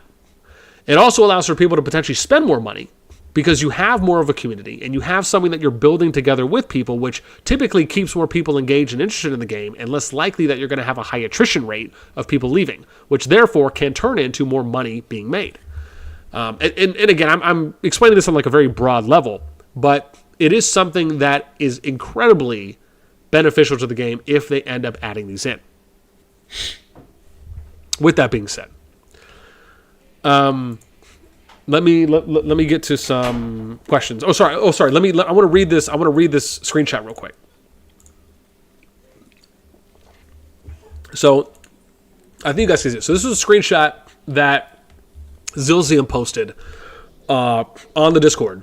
Or sorry, not on the Discord, but on the video I did for the game changing announcement. I want to read this because this really he really, or I should say, this person talks about it from the other side. Like, what's their view on the other side of it? So they say, I'm still conflicted because you keep advocating for them to remove the main things that set this game apart from the others. That there is no home kingdoms, that there are seasonal resets, and that there are not kings that decide everything. So let me unpack the first line real quick. Or actually, let's read this all the way through. I should think there are other solutions other than turn this game into Rise of Kingdoms Part 2. It's just everyone keeps wanting to scrap everything as their first choice. If we want to change over to rock style of Home Kingdom, then seasonal KVK, then back to Home Kingdom, then there will no longer be any resets. If we get a king of the server, we'll just go down that same toxic rabbit hole as the other games. What makes this game unique is that it doesn't have those things, and it has seasonal resets. Let's not make getting rid of the unique thing about the game the first solution to the very real problems. No? So, again, there's a lot to unpack here. Let's start at the top. So, the initial thing here is that he was saying that I'm advocating for them to remove the main things that set this game apart from the others. That's not true at all. To be fair, the main things that separate CoD from Rock is not whether or not it has home kingdoms. It's the base foundational features that already make the game unique compared to other kingdom builders at the quality and standard level that they're currently being done at, which is, one, you have true ranged PvP, which to me is the number one feature that this game has over other games at the level that it's at, specifically. Number two, you have flying units that can go over terrain. Three, you have on-field buildable structures. Four, you have time. You have self-activated artifacts and skills that you can use for the heroes in-game. And then five, you're destroying buildings on the outside of them and not doing rallies to them, which really is kind of a smaller point.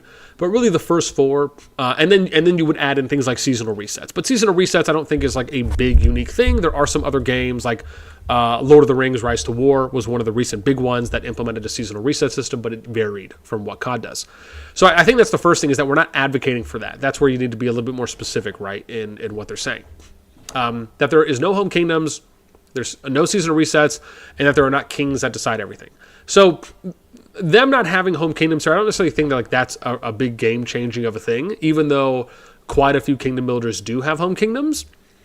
I think the thing that needs to be understood is that there's a difference between saying, okay, well, is this thing that's setting apart the game really benefiting the game? Are we seeing net positive gains? Are we seeing increase in popularity? Are we seeing low player drop-off? Are we seeing low attrition rates? Are we seeing high engagement, high replayability because of the fact that there's no home kingdoms? Or is this factoring in to it in some way, shape, or form? And I think the clear answer, like we've talked about, is that not having home kingdoms is a clear, huge factor into a lack of community built and community driven kingdoms, where you feel this sense of social engagement beyond that of just one alliance, which again can be anywhere from 150 to like 180 players, right? Or 200 players, give or take. The seasonal resets, not kings that decide everything. Now, to be fair, this is a little bit of what I like to feel like a biased viewpoint on the kings decide everything, because it also depends on what kingdoms you've played in. Remember, if you're someone who's only ever played in one kingdom or two kingdoms in games that run a king-queen system, then, and let's just say you had a bad experience, well, I mean, that's kind of what you could argue would be written here by someone who's maybe had a poor experience, or if they've heard of poor experiences being done. Usually, in most cases, it's typically kind of a first-hand experience that I usually see these types of comments being written as, because I can tell you that I'm very aware of kingdoms that do not have kings that necessarily decide every single thing, where like it's always down to one person. Some kingdoms can have a system set up where things are decided by one person. Sometimes they can have it decided by multiple people. Sometimes you can have it decided by a council, where whether it's 1, 2, 3 people that are a part of that, and you guys do majority votes. There's a couple ways that you can go about running a hierarchy and a decision-making body of kingdoms, but it doesn't always have to be one way or the other. And the next one is, I should think that there are solutions other than turn this game into Rise of Kingdoms Part 2. I mean, to be fair, quite a few people already call Call of Dragons Rise of Kingdoms 2.0. I don't think that that's necessarily a bad thing. I don't categorize it as that. I think Call of Dragons is already unique enough that it's separated itself from Rise of Kingdoms, and there's already quite a lot of common denominator features that we see in a number of kingdom builders. But, you know, sometimes I don't know if I should say, I don't see other people saying that about other games. It's not to say that. It's just that Rise of Kingdoms wasn't the first kingdom builder, right? It may be arguably the most popular kingdom builder at the moment, and has been for a while, but it's not the only one. And there was other kingdom builders before Rock that were using features that Rock eventually added in. And then it's just everyone keeps wanting to scrap everything as their first choice. Bear in mind, adding home kingdoms isn't scrapping something, you're adding something. Right? The game doesn't have this in there, so you're adding it. You're not taking away, right? This is an addition, not subtraction. And then it's, if we change over to a rock style of home kingdom that's seasonal KVK, then back to home kingdom, there will no longer be any resets. That's not true. No one said anything about removing resets. If anything, as I've said earlier, I'm advocating for resets. I think that some of resets need to stay in the game that are hard resets, and some that are soft, and then some that don't reset. There's nothing wrong with being able to have a healthy mixed bag, because I think there is great value in the reset system. It just has to be applied appropriately. If we get a king of the server, we'll just go down that same toxic rabbit hole as the other games. I mean, bear in mind, this isn't like an absolute guarantee, but it's more of, it depends on who's running that kingdom. It depends on who's the majority force there, or who are the big dogs, or who's the big dog alliance, right? Is it multiple alliances where a family's running the kingdom as the main presence there? Is it one alliance that is just like recruiting all the spenders, and then they're just kind of running the show? And then it also comes down to how that king or queen, right? Because it's not just kings, it could be a queen too as well. Shout out to the ladies. Is that it also depends on how they run and manage the kingdom.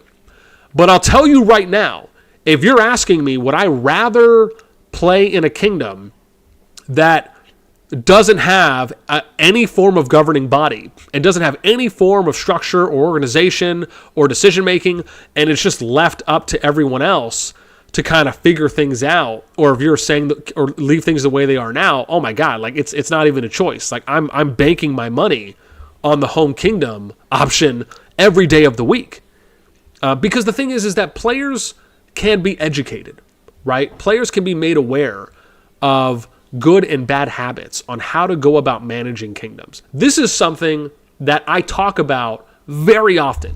For people that watch my content, you have seen me cover these things before, where I'll talk about how to manage an alliance as a lead, how to be an officer, how to be an efficient leader, how you manage your R4s, how to manage different departments within an alliance. When you're looking at how to organize, when you're looking at how to group and organize alliances or coordinate with other alliances outside of your own within a kingdom, these are things I talk about. So these are very much teachable things where players can hopefully learn from them. Does it mean that everyone's going to take good, what I would consider to be good advice or healthy and educational information and take that away and try to improve from it? No, it doesn't mean that. Sure, you're probably still going to get some bad actors here and there. That's just the way it is. But it is something that can be a bigger net positive than it can be a negative. Then we get to what makes this game unique is that it doesn't have those things and it has seasonal resets. Let's not make getting rid of unique thing about the game the first solution. And again, I don't think it is the first solution. Like, remember, Call of the Dragons has been up for almost a year now. It's been up for 10 months, about 10 months.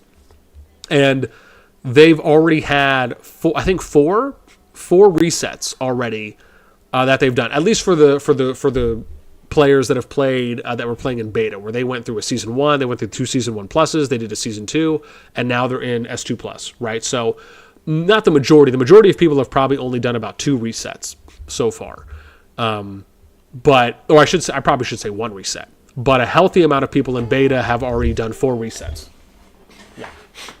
Are you about to go? I am. I'm about to finish. I'm about to get off right now. And so anyways, so like I said, I hope that helps kind of answer this one. But yeah, I mean, again, I really appreciate this comment because I think it's great to be able to talk these things out and, try to find some type of middle ground where, or even just kind of come to an understanding, right, of one another from hearing things out. And this is one of those things where, I would almost love to speak to someone like this in person on voice to really chat about this, because I just think this is such a great topic. Like, these types of topics are just absolutely fantastic. And I think these are the things that the community needs to hear a lot more of. Okay. Let me get to, 2 questions, and then I'm going to end it out because I'm already at an hour 45. So the first one here is, do you think the game will go into Whale Alliance direction with global migration? And again, this is a good question, right? Do we think that the game is going to go in a direction where we're going to end up seeing some type of Whale Alliance direction? I think the easy answer here is that it kind of already is. And bear in mind, this is just because, one, of the fact that they've already kind of pushed more of an alliance-focused narrative for the game early on, instead of kind of a kingdom-wide narrative. With the addition, if they do end up adding this, of Home Kingdoms, I think that is going to change and shift things quite a bit, along with them adding in cross-server migration, if that comes into play as well. And I think that, yeah, there is a chance that you're probably going to get a little bit of both. You can make the argument probably a little bit more on the alliance-focused side until things potentially marinate and simmer down a bit. But the opportunity and the potential for having a lot more kingdom-focused approaches versus alliance-focused approaches, getting to a point where it becomes more of that versus what's currently being done, I think there's a higher percentage chance than some people may give it credit for on getting to that point. Because the thing you have to understand about kingdom builders is that every time a new kingdom comes out, players funnel this way. They don't funnel this way, right? And that doesn't mean everyone, but the majority of players will typically funnel in that way where it's more of an upward thing. Yeah. Right? So it's kind of more of like this pyramid funnel. Leave the line on. And so because of that, the way that kingdoms will play out inherently is that you're always going to have this like top 1% funnel where mega alliances, as I opt to call them, are always going to have the highest percentage chance of being formed, where you'll have again, if you're an alliance and you get out to an early lead on the leaderboards, it's very easy to just remove the lowest powered people and cycle in the strongest people. It's not a difficult thing as long as you're semi-competent, right, in the eyes of the people that are joining, and you kind of have a minimum level semblance of knowledge and experience in the game. Like you can really run away with an alliance. It is not a hard thing to do, and because of that. And there are some there are like some asterisks there, but and again, I'm generally speaking, is that it's a lot easier to do something like that than not. And because of the way that a new kingdom and the leaderboards typically funnel, or we should say they trend, is that every new kingdom that starts is already inherently going down this passive path of mega alliances being formed, right? If you were to think to yourself, what's more likely to happen? Mega alliances being formed, or top players and spenders trying to get into the number 1 alliance versus all the alliances communicating together from like day 1 or the first couple of days of the first week, and everyone's saying like, hey, we need to try and power balance everything.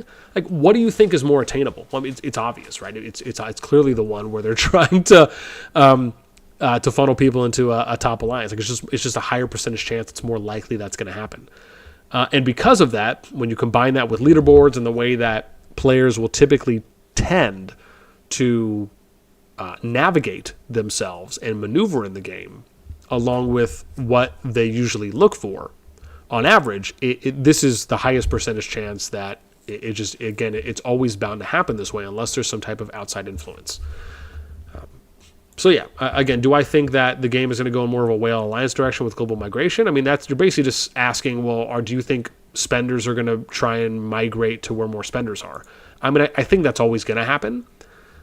But again, I do like the limited way they run things right now, where they have like this hard cap on once you're full, you can't have any more players come in, and then you have a limitation on how many people can come in as a normal, active, and crowded kingdom. There's a part of me that feels like this is a little bit better of a system than the way that the rock migration system is currently. Again, we'll have to see how this plays out once, and if they do end up implementing kind of crossover migration.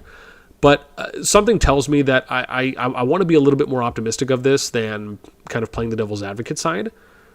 But yeah, to answer the question there, it's just, yeah, I think you're always going to have players that want to navigate. Like you're going to have people that want to join TFS into war. It's going to happen. But you're also going to have people that want to try playing a different way. And I'll give you a really good example to hammer that point home is when I run projects and I run kingdoms, my approach is very much of let's try and have balanced power in the kingdom versus players funneling to one or two alliances. And I can tell you that this is a very sought after ideal that a number of players share and want to be a part of those. Yes. Yeah, I'm coming. Hang on. And so this is something that I can tell you a lot of players want to be a part of. And I know this because the kingdoms that I've ran in Rock, in Infinity Kingdom, when I was running 65 for the time I was there, I would get players that were either a part of groups or they were part of alliances that wanted to migrate many people to the kingdoms that I was running, simply because they didn't want to be a part of kingdoms that were running or were already had succumbed to this kind of mega alliance structure of hierarchy that was being done there. And people liked how I spoke about and how I talked about running kingdoms in a very different way than what the majority of people tend to run them in, or run them as, I should say. And so, yeah, like I said, I think there's going to be something for everyone. But yeah, short answer is I think it's going to be a yes and no. You're going to have a little bit here and a little bit there. Jonathan, sorry, you asked, do you think open migration to any server will happen soon? We'll see. I think we'll know more. I think we're going to know more either once the next update comes out, once the patch notes come out, which I've heard they could come out next week. We'll see. But again, they've already mentioned like it's going to be sometime January or February that they've said. So I think once the patch notes come out, we'll have a better idea on if they're going to mention that for this upcoming update, or maybe if it'll be mentioned in the next update. But I think it's either going to be this update or the next one that we're going to hear a little bit more about that. Yeah. William, what's up? Look on the FSK server. It seems that PGW wants to push. Yeah. Steph, I agreed on that yes/no system to accept people in the kingdom. Yeah, I mean, it's a no-brainer to me. You know, I think kingdoms need to start operating in a more autonomous way where they're treated more like their own community, their own country, if you will, right? Like if you think about people that are trying to immigrate to other countries, right? They have to be vetted, they have to go through a screening system, etc. Why can't that be the same thing with how you operate kingdoms here? Why can't we treat it a little bit more, I don't want to say like real life, but just taking more realistic approaches to kingdoms with how they're running. Like there's so many more things that like a game like Rock could be doing that it doesn't do that I think could add so much more value to the game and to the player base. And I'm hoping that's something that we might eventually get to with CoD. Anyways, with that in mind, that is pretty much it for me on this one. I just want to say thank you guys so much for hanging out with me tonight. I was shocked. We ended up getting a little over 40 people that were watching. I don't know what the peak was at because I was like totally just in the mode of trying to get through all the KVK reviews for S2 Plus and then S2. But again, hopefully you guys enjoyed some of the commentary, the update, the analysis, going over the recent game changes, answering some questions. As always, it's a blast for me. It doesn't really matter if there's a few people in here or a lot of people. You know, I'm always going to try and give you guys 100% of me every single time I stream. And again, I hope people enjoy that. and enjoy my takes and differing views and opinions on the game versus maybe where you might get some from others. With that in mind, like I said, that is it for me. Again, I'm going to throw the Discord link, as always, in the chat. And so if anyone wants to join to get access or to get notified when we end up going live, I'll pop that in. And again, if you end up joining the Discord, you'll just go here to reaction roles. You can select YouTube notify or live notify for when we go. And then you'll see, like, I'll post one when we go live. And of course, if you want to sub-donate, there's some options there beyond just the average viewership. And again, always appreciated, man. So thank you guys so much for tuning in. That is going to be it for me tonight. I'll be trying to maybe stream. I'm not sure about tomorrow. If not, maybe the next day. And then, again, trying to stream a little bit on the weekend, too, as well, because I think there's going to be some good PvP happening. With that in mind, again, that's it. As always, man, it's a pleasure. Love everyone. Stay safe. Have a great rest of the morning, afternoon, or evening, wherever you're at. And take care. Until next time, I'll catch you.